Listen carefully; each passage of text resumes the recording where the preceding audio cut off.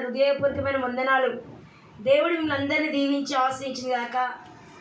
నిజంగా మీరు ఎంత ధన్యులు తెలుసా ప్రియమైన దేవులారా. ఎందుకు ధన్యులు అంటే, ఈ లోకమంతా దేని కొరకు సంపాదించుకోవడానికి ఆరుబాటం కొరకి పాకులాడుతున్నప్పుడు ఏది విలువైందో ఏది శ్రేష్టమైందో అని గ్రహించి తెలుసుకొని దేవుని మందిరంలో నేను కూడా గడపాలి, నేను కూడా దేవుని సంతోషపెట్టాలి, నేను కూడా ఆనందపరచాలని వచ్చారు చూడండి.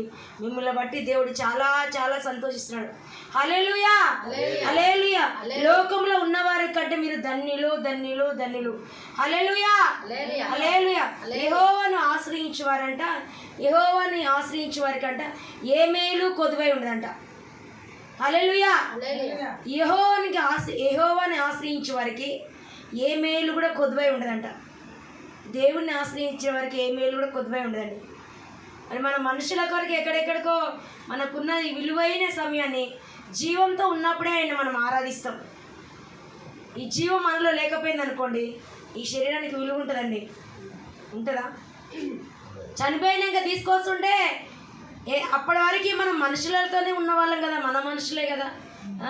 చనిపోయినాక తీసుకొస్తుంటే అమ్మో శవాన్ని తీసుకొస్తారు, పీనిగాని తీసుకొస్తారు, డెడ్ బాడీని తీసుకొస్తారు. వామ్మో ఇక ఏం లేదు, ఇక మేము ఎదురుగా పోతే మేము కూడా బ్రతకమే, ఇంకా మా పని అయిపోయినట్టే అని అనుకుంటారు.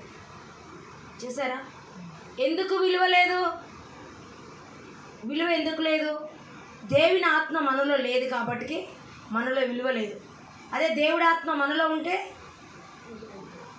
దేవుని ఆత్మ మన శరీరంలో ఎప్పుడైతే ఈ శరీరాన్ని విడిచి వెళ్ళిపోతుందో ఈ చెత్తకి ఈ శరీరానికి విలువ లేనే లేదు. హల్లెలూయా. నువ్వు ఎంత రోగంతో మంచం